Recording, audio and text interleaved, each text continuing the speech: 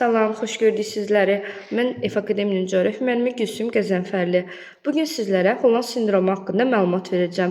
Holland sindromu ölkələrin iqtisadi inkişafı ilə bağlı olan bir termindir.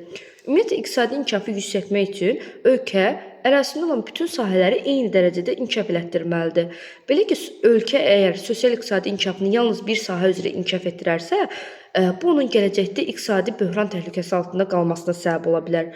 Bu hadisə coğrafiyada Holland sindromu adlanır. Çünki 1960-cı ildə Hollandiyada təbii qazın satışından əldə olunan gəlir iqtisadiyyatda süni canlanma yaradır. Amma bir müddətdən sonra ölkə iqtisadi böhran keçirir. Çünki digər sahələr inkişaf elətdirilməyib, baxın, yalnız təbii qazın üzərinə düşüblər inkişafı. Buna görə də ölkədə iqtisadi böhran yaranıb. Bu da coğrafiya tarixindən Holland sindromu kimi yadda qalıb.